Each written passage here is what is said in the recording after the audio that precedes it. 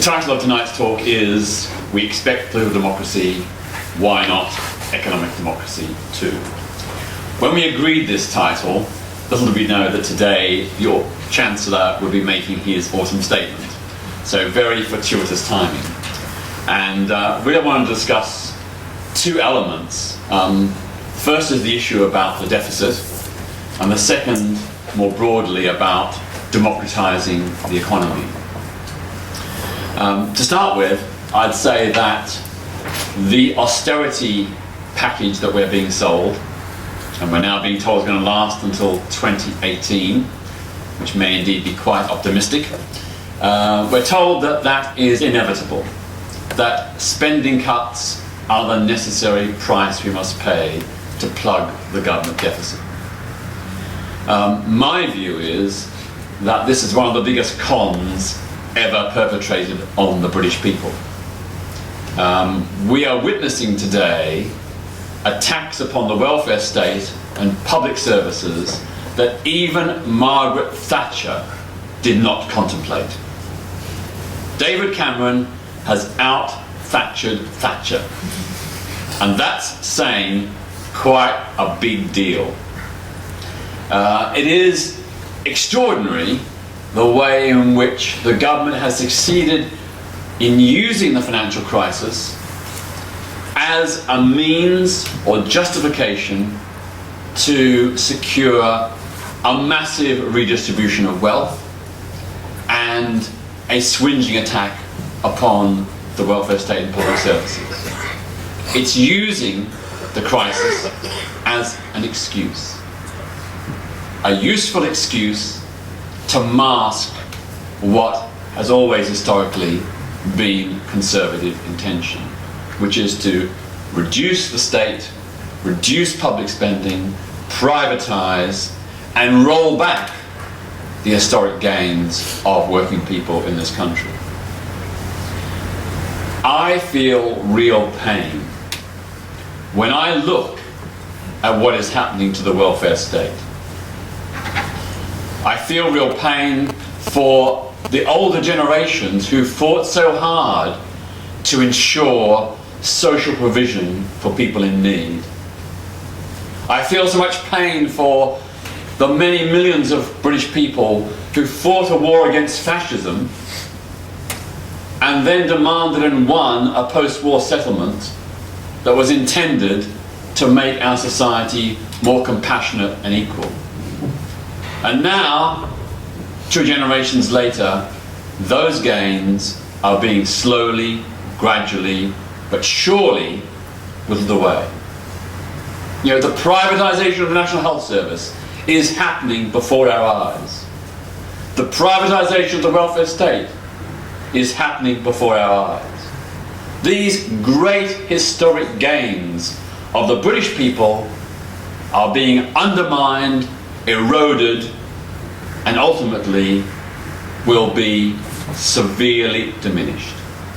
There may be fragments that survive, but they will only be fragments. And tragically, although there is disappointment, disagreement, and even downright opposition to these changes, we as a nation have failed to challenge and resist these dramatic changes. We've allowed it to happen. Now, it's not inevitable, because we saw just 2 decades ago when Margaret Thatcher's government attempted to introduce the poll tax, how millions of people in this country rebelled. Initially, of course, the opposition to the poll tax was led by the opposition, the Labour opposition in Parliament. And they made many fine speeches about why the poll tax was unjust and wrong. At the end of the day, they were outvoted. But the British people decided they would not allow this injustice to be perpetrated.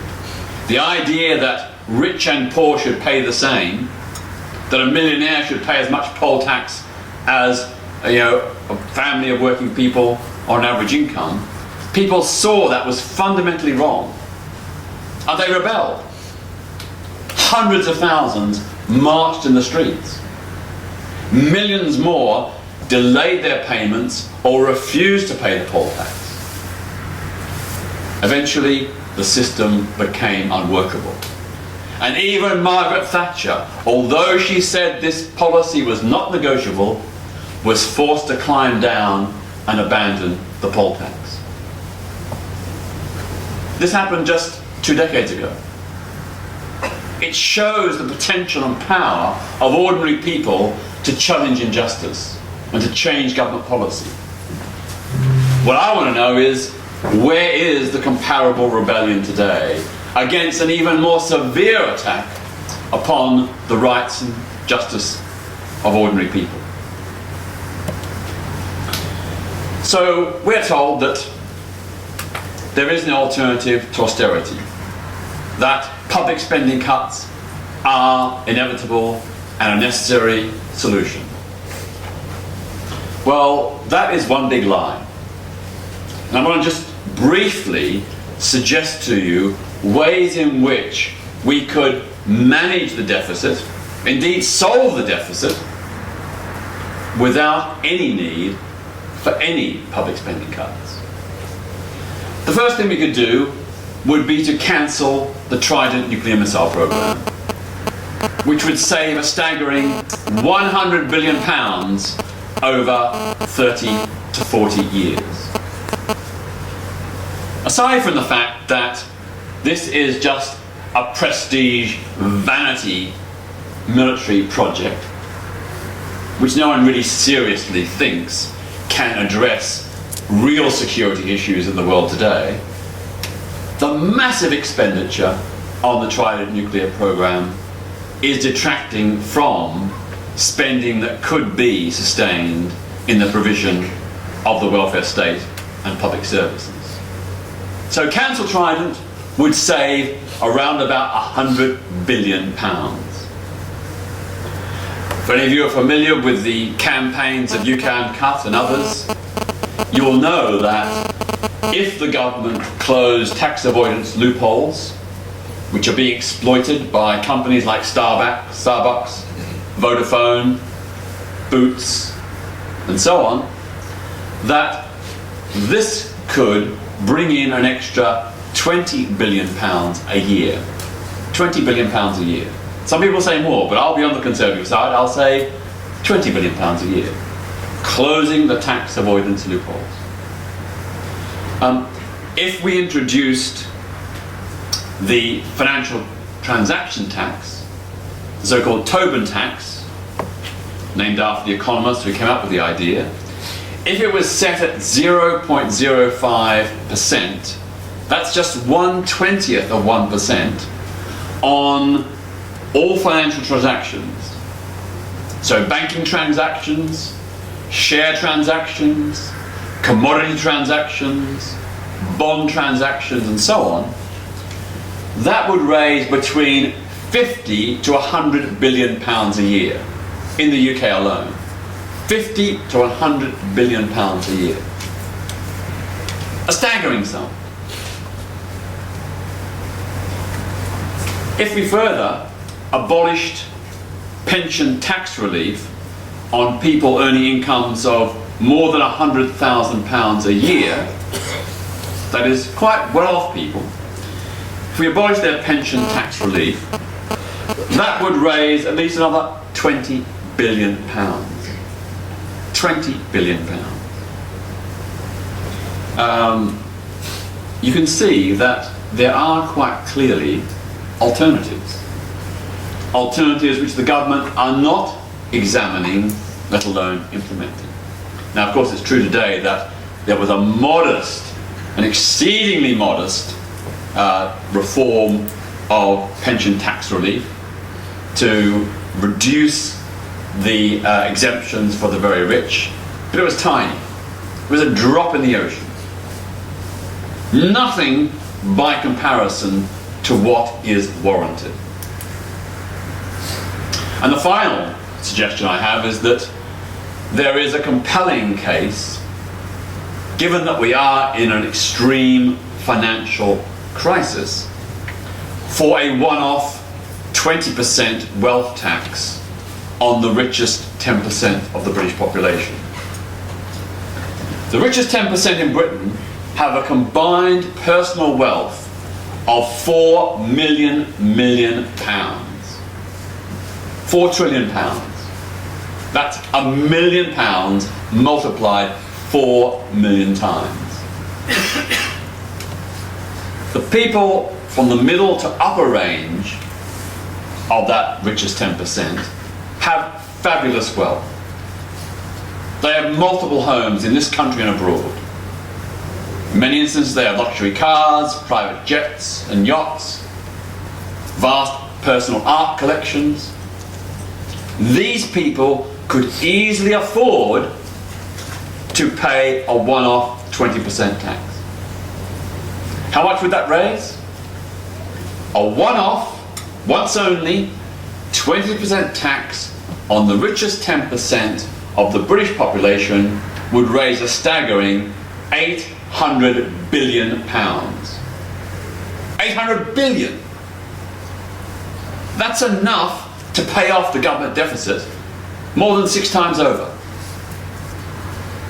Or, even better, perhaps to start paying off some of the national debt, which is crippling us with interest payments in the region of £50 billion a year. Or, better still, it could be used to fund the Green New Deal. Modelled on Roosevelt's New Deal, the Green New Deal is a program of government investment in green energy, energy conservation, improved public transport, and so on. It would create hundreds of thousands, perhaps even more than 1 million new jobs, and these would be jobs in areas of skilled, semi-skilled, and low-skilled. Jobs that people could easily be trained up to do. You know, we could cut out energy needs by 20 to 30% by a sustained program of energy insulation in homes, offices, and factories. No need for any new nuclear power stations, or gas-fired power stations, or coal-fired power stations.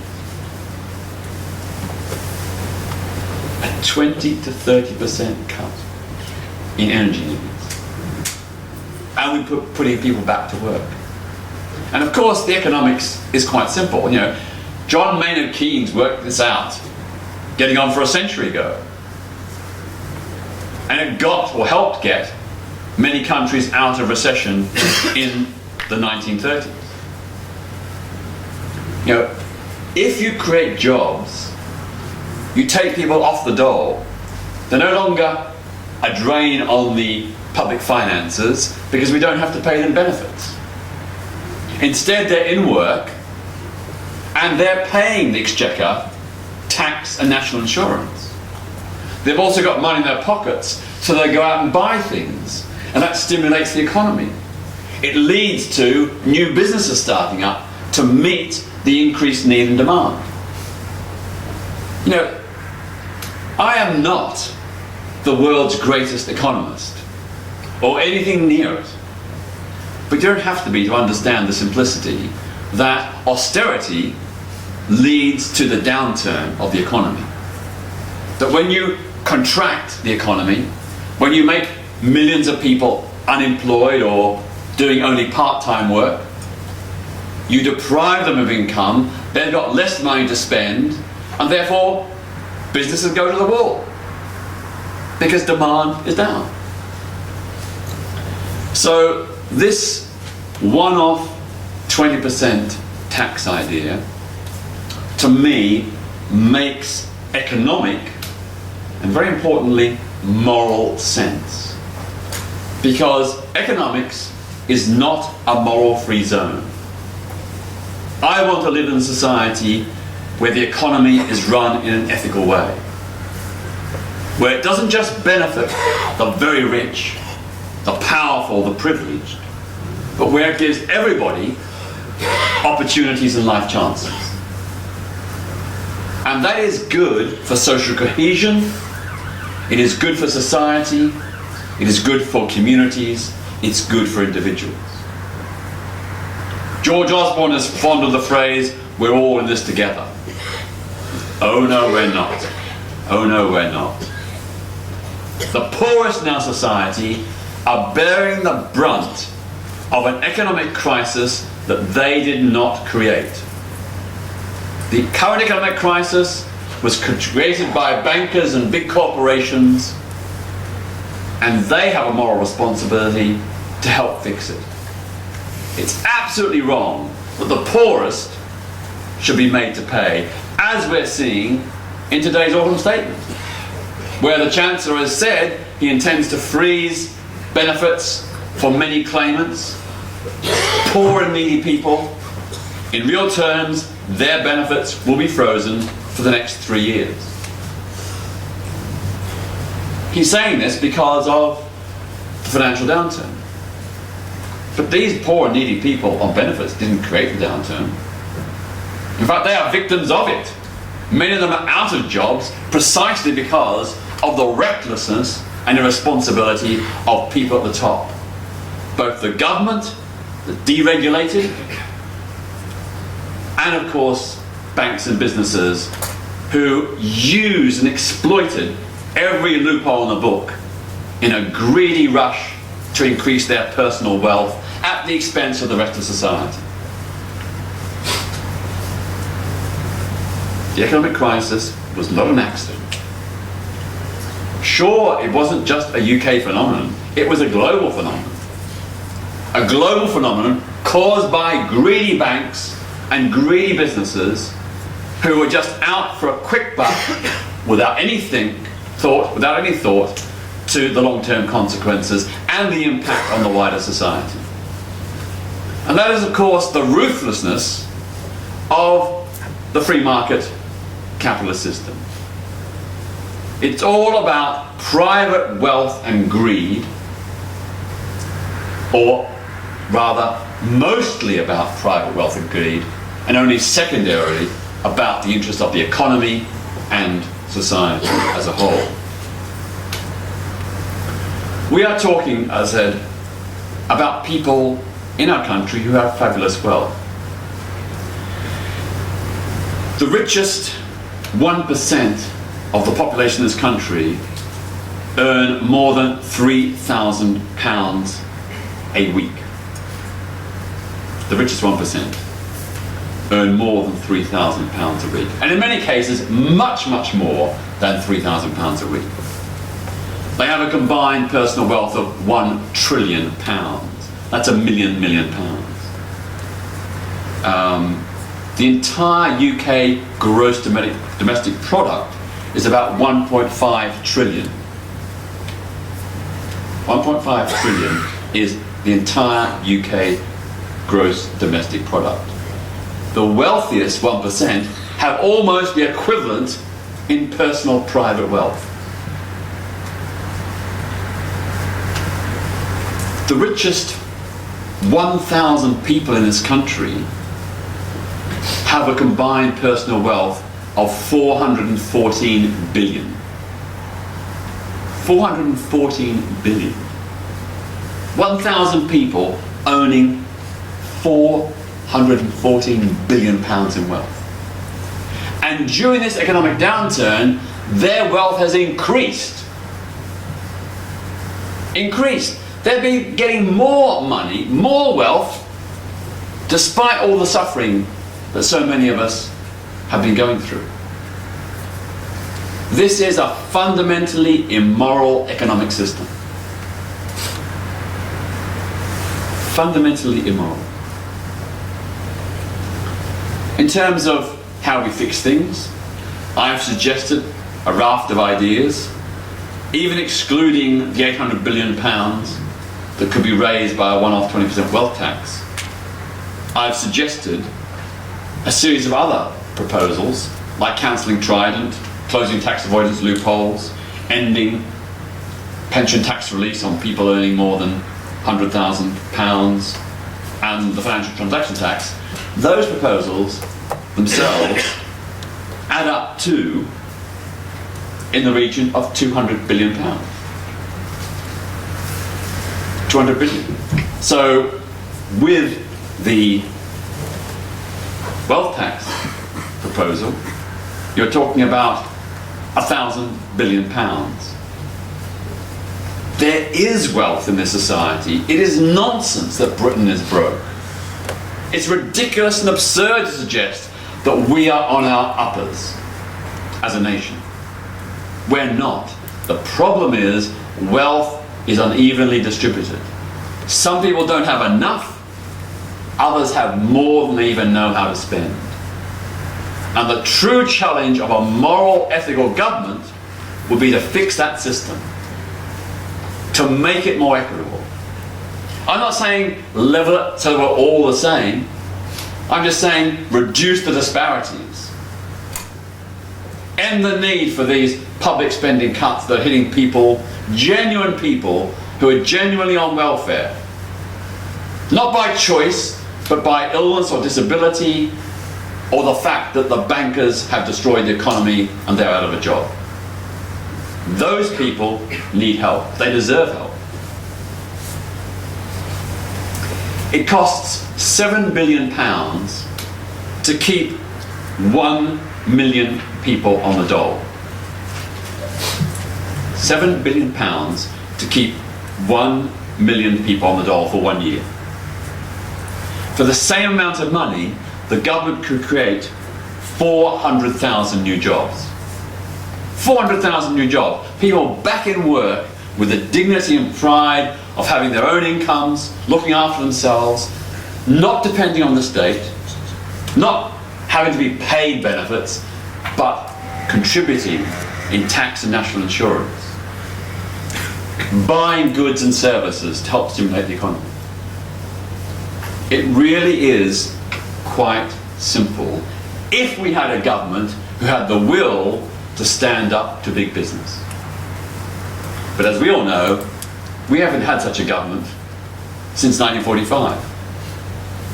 That's the last time we had a government that even made a motion towards standing up against big business for the rights and welfare of ordinary people. You know, a lot of these problems were initiated and caused by the last Labour government. And you know, I'm sorry, but Ed Miliband and Ed Balls, when they critique this government, I just think to myself, what did you do when you were in power? You were the ones who deregulated the city. One of your acolytes, Lord Mandelson, said he was relaxed about the filthy rich. I'm sorry, we don't really have an opposition in this country. We may have smaller parties like the Greens and Respect, who are trying to present a new alternative model of economics, but they're tiny. The big three parties are in it together. There's hardly any difference between them. Yes, there are differences, but not differences of substance. The differences are minor. We've got corporate politics to correspond and reflect corporate business. When you go to the ballot box, you don't really have a genuine, valid choice. You've got choices that are just variations on the same economic model. It's only the minor parties that are trying to say we need a whole new economic blueprint, a whole new agenda to rebalance and change the economy. So that brings me to the whole issue of economic democracy. We accept that in the political system we have one person, one vote. If you're rich or poor, you've got one vote. There's no, apart from the City of London, where some very rich people have all the votes, otherwise, in the economy, you have a different model. In the economy, you have a situation where the very wealthy have all the votes. The economy is not run on democratic lines.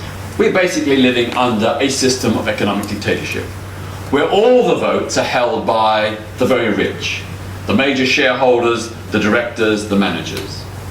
Ordinary people who work in public and private enterprises have no real say about how those enterprises operate. They're excluded from economic decision making. And if you look at the economy as a whole, you see that a very, or relatively small, number of private corporations have excessive, extreme, centralized power over the economy. Mostly the big multinational corporations. So what I want to suggest is that the unfinished democratic revolution is to bring the economy more into alignment with the political system. To give us a system of economy that parallels the democracy of the political system. Having said that, of course, I'm not saying for one moment that the political system is perfect. You know, until 2010, we hadn't had an elected government in Britain that had won a majority of votes since 1945. Every single government, until 2010, and we had a coalition, every preceding government had been elected on a minority of votes. Margaret Thatcher's landslide of 1983, Tony Blair's landslide of 1997. Both parties, Conservatives and Labour, in those elections won about 42-43% of the vote. A minority of the votes. Yet they won vast landslides in terms of numbers of seats. In 2005, I think I'm right in saying that Labour won about 36% of the popular vote, but ended up with 55% of the seats. That's not democracy. It's a rigged system. The first past the post voting system works well if you've only got two parties. But once you have a multi-party system, it doesn't work. It means that millions of people who vote for minor parties either never get any MPs elected or only a handful. Even in the last election, the Liberal Democrats, who I don't support, but nevertheless, they got far fewer seats than their percentage of the popular vote would indicate. Grossly unfair. But anyway, that's another issue. All I'm just making the point is, the political system ain't perfect, but at least the principle of one person, one vote has been established. And what I want to see is some analogous system working in the economy. Now, what I want to do now is share with you a few ideas how this might happen. The first thing sort of relates to my initial aspect of the talk, which is about accountability. I would like to see corporate recklessness and negligence made an explicit criminal offence. If a doctor or a solicitor or any other professional behaves in an unethical way that is reckless, negligent or irresponsible, they can be hauled before a disciplinary body and struck off, and indeed ultimately potentially even prosecuted. Why doesn't such a system apply to business? Why is it that the barons of business are allowed to get away with palpably irresponsible, reckless and negligent decisions which impact on millions of other people? Why should they be able to gamble with people's money and put at risk jobs, savings, pensions? Because that's what they did. If we had a system of whereby criminal charges could be preferred against someone in business for reckless, irresponsible or negligent behaviour, if we had that system in place, we had an explicit offence, so let's say way back in 10 years ago, I suspect that Sir Fred Goodwin, or Mr. Fred Goodwin as I prefer to call him, would not have behaved in the way he did. Nor would have the other RBS directors, nor would have the directors of Northern Rock. If they had known that they could be held personally liable, financially liable, and even face the prospect of imprisonment for reckless, irresponsible choices and decisions, I believe they would have acted much more cautiously. I don't believe they would have taken the wild gambles that they did. The wild gambles that they did with other people's money. If they'd known that they could be held responsible, that they could be struck off and forbidden from practicing business, be held financially responsible, to have to cough up the money, then I suspect they would have behaved very differently. I think it's perfectly reasonable, and any moral, honest businessman would agree to such a system. Because financial recklessness and negligence is, of course, bad for business. We now, as a country, have problems about our financial credibility and integrity because of what has been done. That's bad for our economy. It's bad for business. So even just looking at it from a business point of view, aside from the ethical and moral considerations, quite clearly something needs to change. That's just one idea. It's a very simple idea. It could be legislated tomorrow. I propose this to all the parties, but I'm sorry, not a single one is prepared to do it. Why not? Why are they so reluctant to want to make this law, when clearly such a law could act as a safeguard, a check and a balance to ensure greater corporate prudence? The second idea relates more directly to the idea of economic democracy. I would like to see a system introduced where any public or private enterprise with more than 50 employees should be required by law to have on its board of directors at least 1/3 employee and consumer representatives. So in other words, they would have on their boards representatives from the staff, the workforce, and representatives from consumers appointed independently. They would have voting rights, full knowledge of the operation of the company. They would have the power to ask questions, to challenge those in authority. Now, before people say this is a wild, radical idea, it sort of exists in a watered-down form in Germany with the works councils. With the German works councils, they have employee representatives on the boards.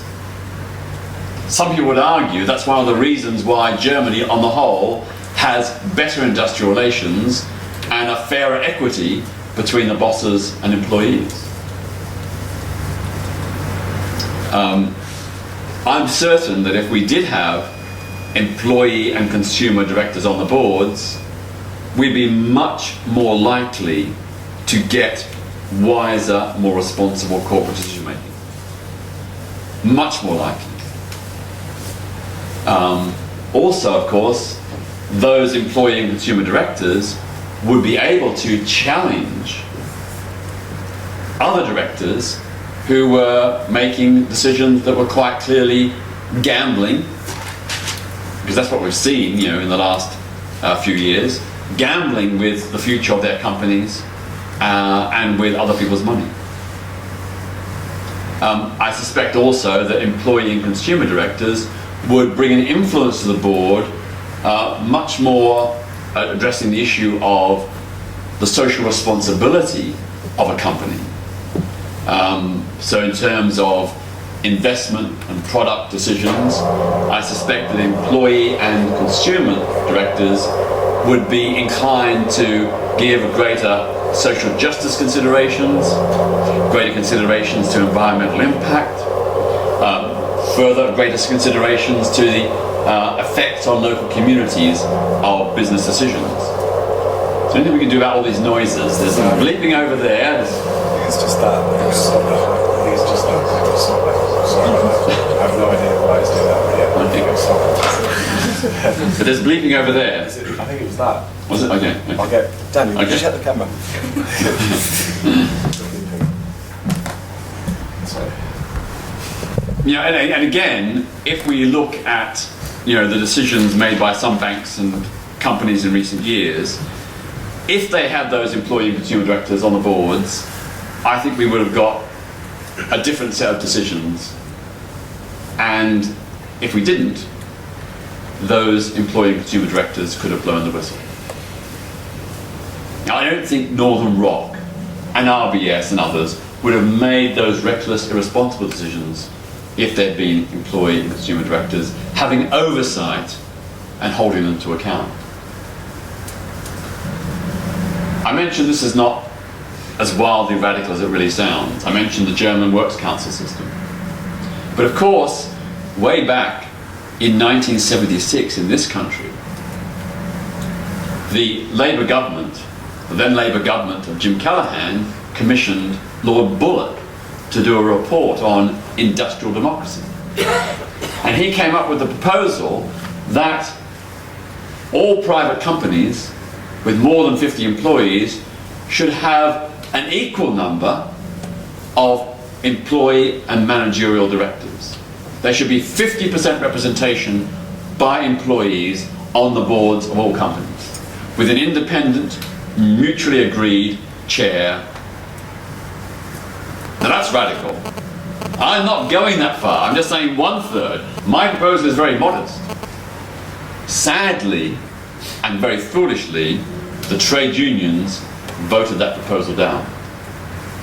They said it was corporatist. They said it was like bring them within the remit of corporate business.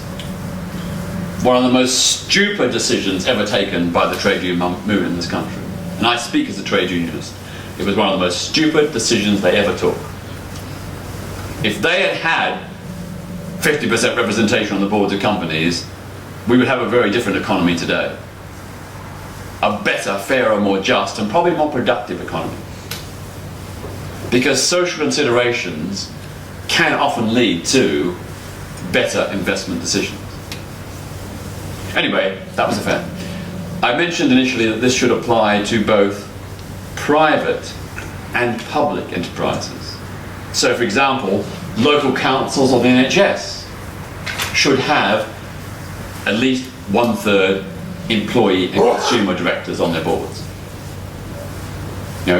I'm sure the NHS would operate even better with that representation. I say so as someone who uses the NHS, and at my local hospital, they have a very poor appointment system, which wastes a lot of time for both staff and patients. I've often suggested it be modified. I've even come up with a little plan of my own from a consumer point of view. And I broached it with some of the staff and they said, brilliant idea. We've already suggested that, or something very similar. The problem is, we don't have any power. This NHS Trust, it's all run by managers and consultants. We, the workers who work in this enterprise, have no say. The nurses, the ancillary staff, the cleaners, whatever, have no real meaningful say. The NHS is run like a private business. And so that means that decision-making and input from ordinary staff, and indeed patients, counts for very little. The second idea I propose is that to decentralize investment and control of capital, I'd like to see pension funds handed over to employee mutual societies, so that the employees who are the owners of these pension funds actually do control them. Instead of hiring them off to big business, give it over to employee mutual societies. Let them appoint financial experts to run the pension fund, but run the fund under the direction of the employees whose pensions they are looking after. Now, as you probably know, pension funds account for about 1/3 of the stock market, nearly £1,000 billion worth. That's a huge wage of investment capital.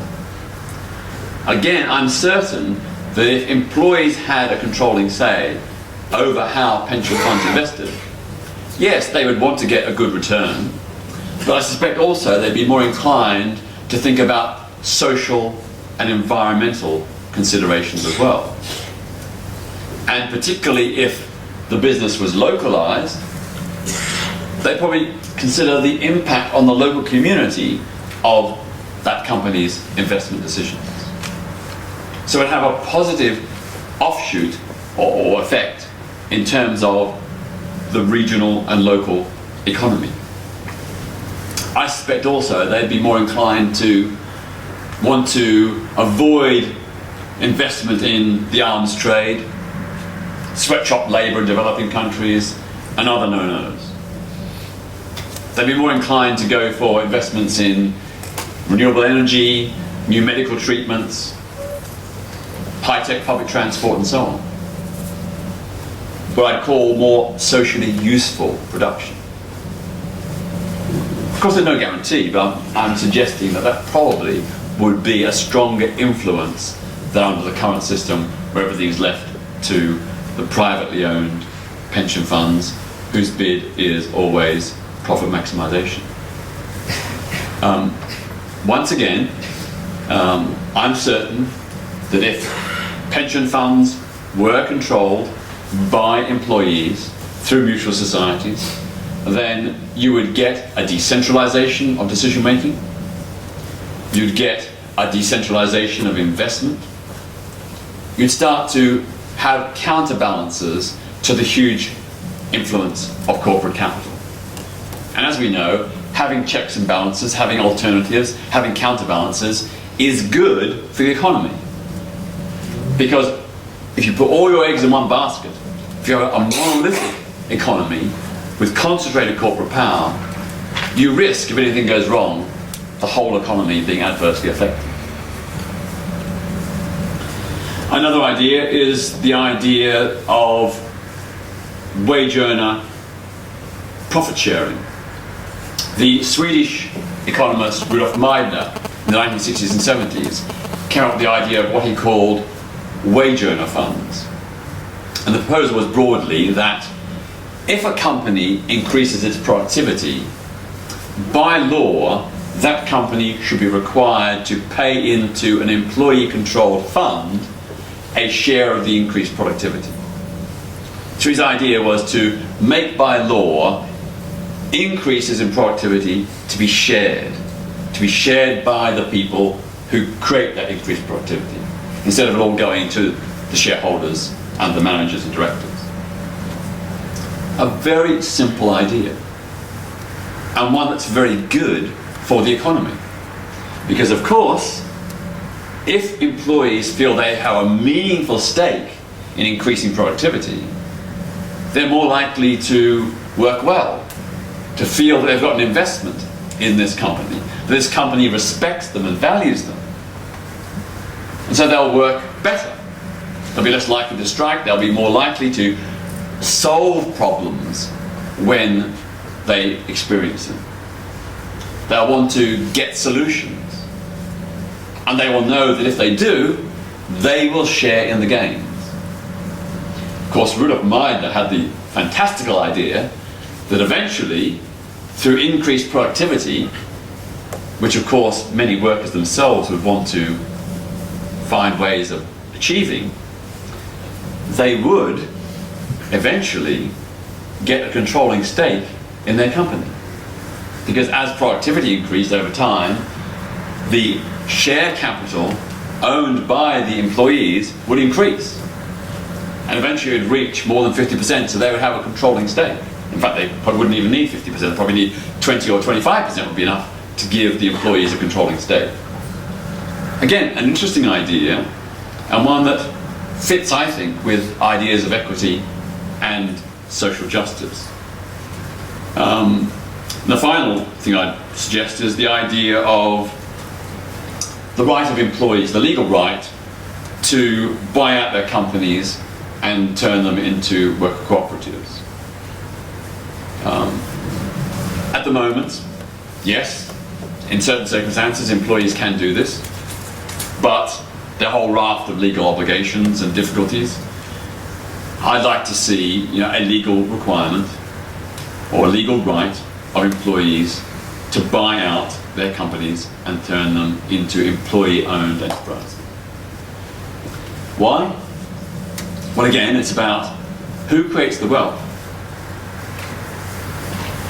The real wealth of this country is created by people who do the public services, who work in businesses that create things or provide services. It's the frontline people that are real, true wealth creators. The investors, the shareholders, yes, they move capital around, they invest, but in terms of the actual wealth, it's the people in the front line that are actually creating it and sustaining it. If we look at countries like Spain, where there's a long tradition of workers' cooperatives, they are very successful. Here in Britain, we've always tried to do workers' cooperatives with companies that have been on their uppers. Triumph and Meridian motorcycle companies and so on. These are companies in dire straits, and then the attempt was to turn them around by turning them into workers' cooperatives. What we need to do is establish a system whereby companies that are successful can also become workers' cooperatives if that is the wish of the employees. And of course, with proper due compensation to the people who put in the money to create and build those companies in terms of capital investment. We don't want to rob them. They should get their proper returns. But ultimately, employees should have the right to have control of the companies in which they work, if they wish. And of course, this not only is a matter of fairness and justice, again, it will also, I think, lead to greater productivity and better run enterprises. If employees have a stake, a real genuine stake in the way in which companies are run, or indeed public institutions like the health service, then they do and would have a greater commitment. They work harder, they want to find ways to make their enterprises more successful. Another idea, just very briefly, is bonuses. We've heard about all the notorious bonuses for bankers and other corporate bosses. They already get huge, vast salaries. How can you possibly justify these multi-million-pound bonuses on top? Are they really 500 times more effective and productive than a shop floor worker or an office worker? I don't believe so. I don't believe they actually bring that much extra value to a company or a public service. I'm not saying that all wages or salaries should be levelled, no. I'm just saying reduce the huge disparity, which in Britain are some of the highest in the world. And of course, if you do that, then again, you are creating a sense of social solidarity and cohesion, a sense, yes, that we are in this together and we're going to share the fruits together, rather than all the best bits be creamed off by the very rich and powerful. In terms of bonuses, I would say that the government, faced with the current economic crisis, the government should have said to public service workers, we're going to give you bonuses if you can find ways of making your public service run just as well but more cheaply.